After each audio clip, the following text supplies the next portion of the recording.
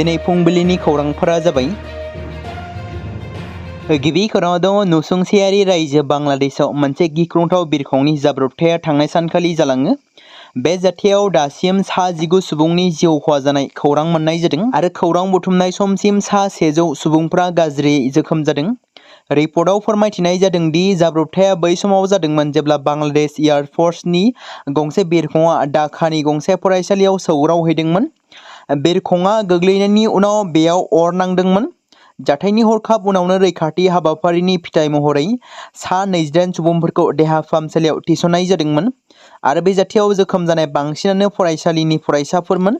रिपर्टआव फोरमायथिबावनाय बायदिब्ला बिरखंआ समबारखालि एबा मैया सानजौफुनि 1:06 रिंगासो समाव बिरदोंमोन। दान्दिसे समनि उनावनो ढाकानि उत्तरायाव थानाय माइलस्टोन स्कुलाव गोग्लैहैदोंमोन। जाब्रबथायनि जाहोनाव खाथिनि गंसे फरायसालिमायाबो गोबां खहा जादोंमोन। बांलादेशनि गेजेरारि सोरखारनि गाहाय बोसोनगिरि मोहम्मद इउनुसआ बे जाथायनि सायाव गोथौयै दुखु मोननाय फोरमायो। बांलादेशआव अर खोमोरग्रा बिफाननि सासे मावख'गिरिनि बायदिब्ला साब्रै जोखोम जानाय सुबुंफोरखौ हेलिकप्टारजों रौनिया देहा फाहामसालियाव लानानै थांनाय जादोंमोन आरो बेनि अनगायैबो सा 100 जोखोम जानाय सुबुंफोरखौ देहा फाहामसालियाव थिसननाय जादों। नैथि खौराङाव दङ आयेन आफादनि मौसुमि जथुम्माया समबारनिफ्राय जागायबाय एबा मैयानिफ्राय जागायबाय। गिबि सानावनो बेरेखा हान्जाया खुंथायाव थानाय दोलोखौ गोख्रोङै सोंखारिदों। अपारेशन सिन्दुरनि उनाव बेयो संसदनि गिबि जथुम्मा। बे दाननि संसदनि जथुम्मायाव गोबां गोनांथार आयदाफोरनि सायाव सावरायनाय जागोन। बे समावनो बेरेखा हान्जाया अपारेशन सिन्दुर आरो दावहा दोनथ'नायनि सोमोन्दै ट्राम्पनि आखाय होनायनि सोमोन्दै खुंथायाव थानाय दोलोनिफ्राय फिननाय नागिरगासिनो, जेराव गोख्रों सोंखारिनायखौ नुनो मोन्दों। बे आयदाया संसदनि मोन्नैबो सदनाव दावराव-दावसि सोमजिहोदों। बेनि गेजेराव बेरेखा हान्जानि दैदेनगिरि थामहिनबा कंग्रेसनि आफादगिरि राहुल गान्धीआ लकसभायाव मोनसे अजद दैखांदों दि खुंथायाव थानाय दोलोआ बेरेखा हान्जाखौ रायज्लायनो गनायथि होआ। बे बाथ्राखौ बुंदों बिथाङा।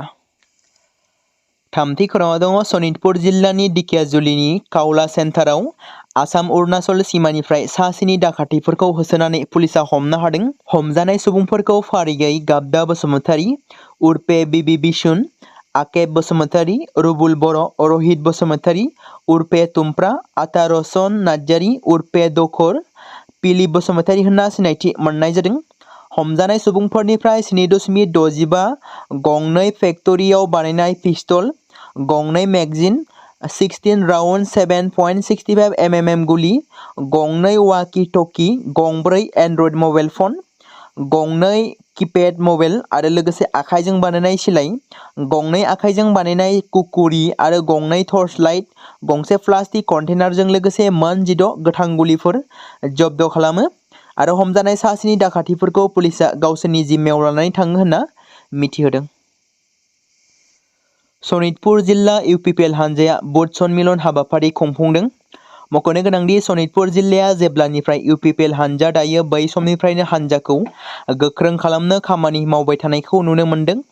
थिग बेबायदिनो मैयाबो बेबादिनो सनितपुर जिल्लानि एरालिलगा गुदि फरायसालिनि गेलेग्रा फोथाराव सानसेनि हाबाफारि लानानै जिल्लानि गासै मोन 13 बुथ कमिटिखौ लानानै सन्मिलन हाबाफारि खुंफुंदों। बे हाबाफारियाव बाहागो लादोंमोन बिटिसिनि बारग' डिपुटि चिफ खाम्फा बरगयारी बिथां, इउपिपिएल हान्जा लाइमोन गांखंनि आफादगिरि समनाथ नार्जारी आरो हरिसिंगा समस्तिनि एमसिएलए सन्जय सरगियारीजों लोगोसे मिरु आरो जिल्ला आफादनि गोबां दैदेनगिरिफ्रा बाहागो लादोंमोन। रासियायाव रेड एलार्ट फोसावदों, जेराव 32 मिनिटावनो खेबथाम बांग्रिंआ सुनामिनि सांग्रांथि रादाब फोसावदों। लैथो सिङाव गोख्रों बांग्रिंनि मोनसे फारिया रासियानि कामचाटका पेनिसुलानि पेसिफिक बोरिमाखौ सोमावग्लुंदोंमोन। इउएसजिसिनि बायदिब्ला 20 जुलाइ रबिबारखालि 32 मिनिटनि गेजेरावनो पेट्र'पावक्लस्क कामचाटकीनि खाथिनि ओनसोलाव खेबथाम बांग्रिं मावदोंमोन, जायनि गोहोआ 7.4 गोहोनि बयनिख्रुइबो गोख्रोंसिनमोन आरो बेयो गासै ओनसोलाव सुनामिनि सांग्रांथि होदोंमोन। 29 नं सुख्लाय सेरफां बियाबाव BPF दोलोनि आरोबाव जयनिं हाबाफारि जालाङो। BPFनि जानो गोनां बिजाथि गणेश कछारीखौ मदद होनो BPFआव हाबफैदों सा 80निबो गोबां सुबुंफोरा। BTC बिसायख'थिया खाथियाव सफैनाय लोगो लोगोनो दासान्दि गावबागाव दोलोआ बियाबफोरजों लोगोसे 29 नं सुख्लाय सेरफां बियाबावबो गुबुन गुबुन राजखान्थि दोलोफ्रा थाद'नाय गैयाजासे जयनिं हाबाफारि लागासिनो दं। बेबायदिनो BPF दोलोआबो फैगौ BTC बिसायख'थियाव 29 नं सुख्लाय सेरफां बियाबनिफ्राय देरहासार जानांगौनि थांखिजों थाद'नाय गैयै सानफ्रोमबो जयनिं हाबाफारि लागासिनो दं। थांनाय सानखालिबो बियाबनि सिङाव थानाय देवसुङा आरो निदुवानि बनमुजा चुबाय गामिनि गोबां सोद्रोमाफोर जेराव सा 80निबो गोबां बांसिन गुबुन गुबुन हानजानि मावथिफोरा बारग' EM गणेश कछारीनि नुजाथिनायाव जयनिं जाफैयो। बिथाङा बुंनाय बायदिब्ला थांनाय 15 जुलाइ खालारनिफ्रायनो 20 जुलाइ खालारसिम थाद'नाय गैयाजासे BPF दोलोआव जगदान जाफैदों। आरोबाव जयनिं हाबाफारिया जाबावगोन होनना बिथां गणेश कछारीया बुंदों आरो सानथामनि गेजेराव 2500निबो गोबां जयनिं जाबावगोन होनना बिथाङा बुंदों। हारियानानि गुरुग्रामाव पुलिसआ आसामनि गुबुन गुबुन जायगानिफ्राय फैनाय सा 84 मावसाफोरखौ गुबुन हादोरनि नोगोरारि होनना सन्देह खालामनानै हमदों। मानकाचारनि बारग' MLA जावेद इस्लामपुरा खौरां बिजोङाव फोरमायदों दि मानकाचार जिल्ला पुलिसआ 24 घन्टानि गेजेराव हमजानाय गासैबो मावथिफोरनि नंगुबै फोरमान बिलाइफोरखौ आनजाद नायनो खोथा होदों। जुदि बिसोरनाव थार फोरमानलाइफोर दं अब्ला बिसोरखौ न'आव फैफिननो एबा थांफिननो गनायथि हो। MLAआ बेखौबो मख'दोंमोन दि मानकाचारजों लोगोसे आसामनि गुबुन गुबुन ओनसोलनिफ्राय रोजा रोजा सुबुंफोरा गावसोरनि नखरखौ सुंथानो थाखाय मावदांसा महरै खामानि मावनो हारियाना, पान्जाब, दिल्ली, महाराष्ट्र बायदि रायजोफोराव थाङो। बिथाङा बेखौबो बोसोन होदोंमोन दि फैबाय थानाय समाव गुबुन रायजोआव थांनाय मावसाफोरा जायगायारि पुलिस थानानिफ्राय पुलिस भेरिफिकेसन लानांगौ। क'क्राझार कारगामि गोदान फ्लाइ अभारनि साखाथियाव सासे ड्राग्स फालांगिरिखौ पुलिसआ हमदों। हमजानाय ड्राग्स फालांगिरिखौ सालाकाटि बारगरानि उलसन बसुमतारी होनना सिनायथि होदों। बेजों लोगोसे ड्राग्स बायग्रा 3 सुबुंफोरखौबो पुलिसआ हमदों। हमजानाय फालांगिनिफ्राय मोन 7 कन्टेनार मोननो हादों। जाथायनि सायाव क'क्राझार जिल्ला पुलिसआ खुगा बेखेवो आरो बिथांमोननि सायाव गोख्रोङै नायबिजिरनाया जागायगोन होनना पुलिस फारसेनिफ्राय फोरमायदों। मोनसे दुखुनांथाव खौरां केरेलानि सासे भारतारि आइजोखौ गुबुन हादोराव गावनि जोनोम सान समावनो थैना थानाय थासारियाव बोखांनो मोननाय जादों। गोथै सह' मोनसे रिपर्टआव फोरमायथिनाय बायदिब्ला UAE थामहिनबा इउनाइटेड आरब इमारेट्सआव गावनि थाग्रा खथायावनो गोथै सह'खौ बोखांनो मोननाय जादों। बेराफारसेथिं आइजोनि नखरा फिसायखौनो बुथारदों होनना सन्देह खालामदों। जेराव आइजो अतुलयानि फिसाय सतीशआ बुंदों दि आंहा बेनि थैनायाव जेबो लोब्बा गैया, नाथाय बिथांजोआ माबोरै हरखाबै बेबादि जिउ गोमाखो बेखौ आंनो मिथिया। जानो हागौ बिथाङा गावनो गावनि जिउखौ फोजोबनानै लादों। बेखौ बिथाङा सन्देह खालामदों आरो खौरांगिरिनि गेजेरजों फोरमायथिदों। बेराफारसेथिं थैनाय आइजोनि सायाव नायबिजिरनायखौ खालामगासिनो दं। BTR ओनसोलाव गोबां लाख लाख हा गैजायै सुबुंफोरनो हानि फोरमान बिलाइ होनाय हाबाफारिया दासान्दि थाद'नाय गैयाजासे सोलिबाय थानायखौ नुनो मोनदों। बेबायदिनो BTRनि EM एबा हाग्रा बिफाननि मावफुं सोद्रोमा रनजित बसुमतारीया बावैसो सान सिगांनि गेजेरावनो फिन आरोबाव बबे बबे जायगायाव एबा बबे बबे जिल्लायाव हानि फोरमान बिलाइ रानबावगोन बेनि सायाव फोरमायथिदों। जेराव आरोबाव BTRआव गोबां बिबांनि फोरमान बिलाइ राननो थियारि जाबावदों होनना BTRनि मावफुं सोद्रोमा रनजित बसुमतारीया फोरमायथिदों। बिथाङा खौरांगिरिनि सिगाङाव फोरमायथिनाय बायदिब्ला गासै 3,25,000 सुबुंफोरनि हानि जेंनाखौ फोजोबबाय आरो बे सप्तानि गेजेरावनो सा 12,000 सुबुंफोरनो हानि पाट्टा होबावगोन होनना बिथाङा बुंदों। सेरफांगुरियाव थानाय श्रीराम जानकी शिव हनुमान मन्दिराव जाफुंसार फालांगिरि मनरन्जन ब्रह्मआ रायजो राजाफोरजों लोगोसे फुजा होदों। मैया सावन दाननि गिबि समबार सानखालि फुंबिलि समाव क'क्राझार जिल्लानि सिङाव थानाय सेरफांगुरिनि श्रीराम जानकी शिव हनुमान मन्दिराव जाफुंसार फालांगिरि मनरन्जन ब्रह्मआ नखरनि सोद्रोमाफोरजों जयै गोजोन आरो खौसेथिखौ हास्थायनानै फुजा होनायजों लोगोसे ओनसोलनि रायजो राजाफोरनो प्रसाद जाहोदों। मख'नो गोनांदि मैयानि फुंबिलिनि बे हाबाफारियावनो ओनसोलनि थागिबि रायजो राजाफोरखौबो मैखोमै बाहागो लानायखौ नुनो मोन्दों। दासान्दि रायजोआव समाजनि बेरेखा इनाय हाबा मावग्राफोरा बांनायनिफ्राय बांगासिनो थादों।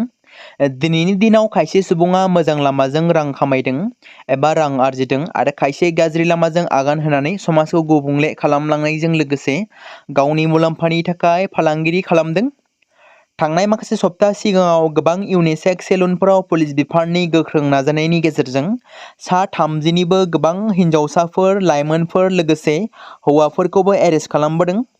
बङाइगाव, चिरां आरो क'क्राझाराव थांनाय माखासे सप्ता सिगाङाव इउनिसेक्स सेलुनाव थानानै गाज्रि फालांगिरि खालामग्राफोरखौ हमदोंमोन आरो बेनि अनगायैबो गोबांथार आन्दोआव बेफोरबायदि आयेननि बेरेखा हाबा मावग्राफ्रा मोनफ्रोमबो जिल्लायावनो दं।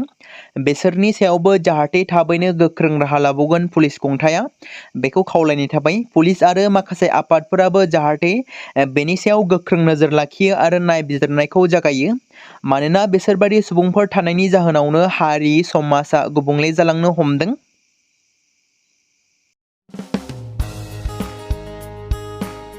बे समाव मोनसे गोनां फोसावथाय बर' सावथुन नायनानै मोजां मोनग्रा गासै बर' रायजो राजाफोरनि गेजेराव लानानै फैदों मोनसे बर'नि OTT प्लेटफर्म गोनां, जाय प्लेटफर्मनि गेजेरजों नोंथांमोना बर'नि गोदान गोजाम सावथुनफोरखौ नुनो मोनगोन। थांनाय माखासे बोसोर सिगां बर'नि गेजेराव लानानै फैनाय निउबो एप बायदिनो फिन आरोबाव लानानै फैदों बर' रायजो राजाफोरनि थाखाय। बे बाथ्राखौ मख'नाया गोनांदि 2025 मायथाइनि जानुवारि दानाव ओंखारनाय आंगो स्ट्रीम मुंनि मोनसे OTT प्लेटफर्म गोनां निउबो एपनि गेजेरजों नोंथांमोना गोबांथार बर'नि सावथुनफोर जेरै ट्रेजेडी, रमान्टिक, एक्शन आरो कमेडीजों बुंफबनाय सावथुनफोरखौ नुनो मोनगोन। जेरै सनानि नखर, थांखि गैयै समाज, अनसुला आफा, हिर', बिमा बायदि बाजै, अर, थैसाम, वान्टेड, संदान आरो रं नाम्बार बायदि सावथुनफोरा मख'जाथाव। बेफोर सावथुनफोरखौ नायनो थाखाय नोंथांमोना गिबियावनो आंगो स्ट्रीम एपखौ गाव गावनि मबाइलाव थानाय प्ले स्ट'रनिफ्राय डाउनल'ड खालामनानै लोगोसे इनस्टल खालामनानै गावनि मबाइल नाम्बारजों लगइन खालामनानै लाग्रोनांगोन। बेनि उनाव नोंथांमोना गोबांथार नुनो मोनै सावथुनफोरखौ गुगोल पे, फन पे आरो पेटिएमजों रं नाम्बार सावथुनखौ नायनो थाखाय 60 रां आरो संदान सावथुनखौ नायनो थाखाय 80 रां, वान्टेड सावथुनखौ नायनो थाखाय 60 रां, थैसाम सावथुनखौ नायनो थाखाय 60 रां, बेबायदिनो गोबांथार नुनो मोनै सावथुनफोरखौ नायनो थाखाय सुबिदा खालामनानै होदों आंगो स्ट्रीम प्लेटफर्मआ। फिन नोंथांमोननि गेजेराव फोरमायबावनो लादों बर' सावथुन नायनानै मोजां मोनग्रा गासै बर' रायजो राजाफोरनि गेजेराव लानानै फैदों मोनसे बर'नि OTT प्लेटफर्म गोनां, जाय प्लेटफर्मनि गेजेरजों नोंथांमोना बर'नि नुनो मोनै सावथुनफोर जेराव गोदान गोजाम सावथुनफोरखौ नुनो मोनगोन। बे बाथ्राखौ मख'नाया गोनांदि 2025 मायथाइनि जानुवारि दानाव दिहुनजानाय आंगो स्ट्रीम मुंनि मोनसे OTT प्लेटफर्म गोनां एपनि गेजेरजों नोंथांमोना गोबांथार बर'नि ट्रेजेडी, रमान्टिक, एक्शन आरो कमेडीजों बुंफबनाय सावथुनफोरखौ नुनो मोनगोन। जेरै रं नाम्बार, संदान, वान्टेड, थैसाम, अर, बिमा बायदि बाजै, हिर', अनसुला आफा, थांखि गैयै समाज, सनानि नखर बायदि बायदि सावथुनफ्रा मख'जाथाव।